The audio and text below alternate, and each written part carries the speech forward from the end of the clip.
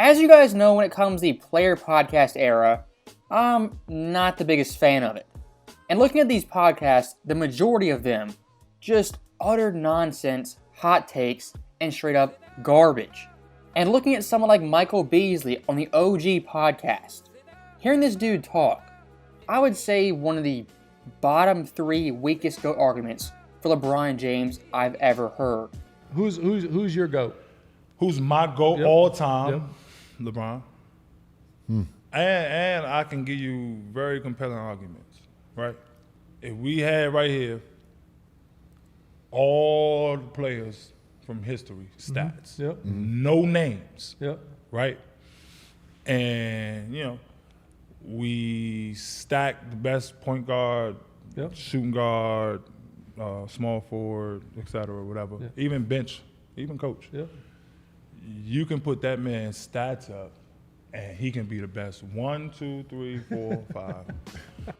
So Michael Beasley right here, just completely off base, making really no sense. As saying LeBron James, his overall stats are the best 1 through 5.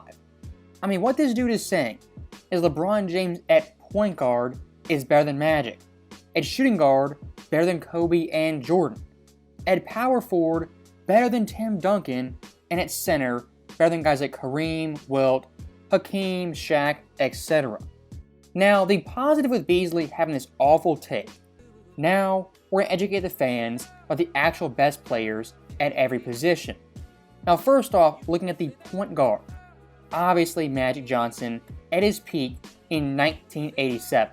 That year, Magic, 24 points per game, career high, 12.2 assists, NBA high, 6.3 boards, 1.7 assists, on 52% shooting for a Lakers team that won 65 games. That year, Magic, as an offensive player, the best in the world, and debatably the best all time. And when it comes to a point guard controlling the offense, even some controlling the defense, these guys are the leaders in the spear on both ends of the floor. And looking at the Lakers that year, of course Kareem was getting up there in age, so Magic scoring-wise, passing-wise, had more of an impact than ever. Offensive rating, first by a whopping 4 points. Field goal percentage, first. Points per game, first. Assist, first. True shooting percentage, first. And margin of victory, 11.4 points, which ranks 4th all-time for a championship run. If you compare the 87 Lakers, led by Magic at point guard, to the 2020 Lakers with LeBron at point, I mean, it's a no contest, not even close. Now, looking at the shooting guard, I mean, Michael Beasley, do you really want to go there? When it comes to LeBron at shooting guard, the only time he played this was in 2004 as a rookie. And looking through history, guys like Jerry West, Dwayne Wade, Kobe, Jordan, I mean, you can go on and on and on with players, individuals who had better years at the shooting guard than LeBron as a rookie. And to be fair to Beasley, we'll take one of Michael Jordan's worst years, if not the worst year of his career, in 2002 with the Wizards. Jordan this year, 23 points, 6 boards, 5 assists, 1.4 steals on 42% shooting. LeBron James in 2004 at shooting guard, 21 points, 6 assists, 5 boards, nearly 2 steals on 42% shooting. And some might say LeBron James at the shooting guard, being a fresh rookie playing 40 minutes per game, was better than Jordan and more valuable.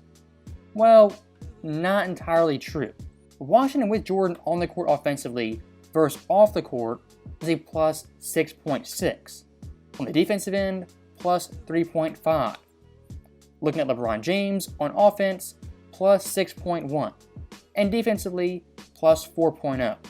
I mean, it's quite comical and hilarious. Even the worst version of Jordan at shooting guard, still better than LeBron James at the exact same position. Now, looking past shooting guard, we have power forward. And when LeBron played power forward, it was kind of late 2013, 2014 in Miami, and the early 2020s with the Lakers. Now, here's the thing. Those eras, the 2010s, early 2020s, power forwards weren't the same as they were in the early 2000s or late 90s. As when Duncan played power forward, I mean, offensively, you were on the block, and defensively holding it down in the paint for your entire team. And you weren't playing small ball fours, stretch fives, guys who were 6'8", 6'9", maybe 6'10". Back in Duncan's day, Garnett, Dirk Nowitzki, Chris Webber, Gasol, Amari, Rasheed Wallace, Zach Randolph, and later on, someone like Chris Bosh. If you want to go bar for bar the best power forwards of the 2000s versus the 2010s and 2020s, it's not even close. And looking at peak Duncan in the 03 playoffs in the dead ball era, carried his Spurs team to a championship as a power forward. 24.7 points, 15 boards, 5 assists, 3 blocks on above 50% shooting. For Duncan's Spurs team, 11 points, rebounds, assists, and blocks.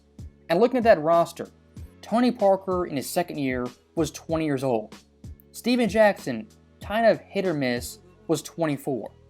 David Robinson, 38, and then Ginobili, who was a rookie.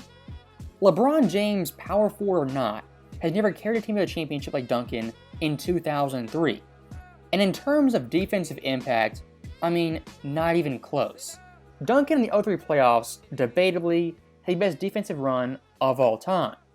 As looking at his ranks in NBA history, 3rd in defensive win shares, 3rd defensive plus minus, 2nd in blocks, and 8th in defensive rating. And compared to his peers in 03, I mean, just wash them all out of the building. Defensive win shares 1st, defensive plus minus 1st, blocks 1st, and defensive rating 2nd. Look, Michael Beasley, I don't care if you look at the eye test, the stats. LeBron at power forward never was better than 03 Duncan or Duncan in general. Now, last but not least, we have the centers. And for LeBron himself, the only time he really played center was in 2022. And of course, LeBron's team that year, going into the year a stacked super team, had Westbrook, Carmelo, Anthony Davis, and a ton of help. But despite that, only won 33 games.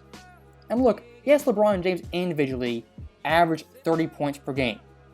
But looking through history, one of the more empty stat seasons of all time, on par with someone like a Bradley Beal. And when it comes to the greatest centers of all time, averaging 30 points per game, for the best of them, that was really no problem. I mean, look at Kareem 1980 en route to a championship. 32 points, 12 boards, nearly 4 blocks, 3 assists on almost 60% shooting. Shaq in 01, also 30 points per game, 15 boards, 3 assists, 2 blocks on 55.5% shooting. And then Hakeem Olajuwon, take your pick, 94 or 95, as in both runs, 30 points per game, all-around dominance, and carrying his team on both ends of the floor. Not to beat a dead horse, but when it comes to the all-time great centers, LeBron James is not one of them. Like, I feel like people that stand Michael Jordan is the GOAT, like, no disrespect, but y'all just holding on to old feelings.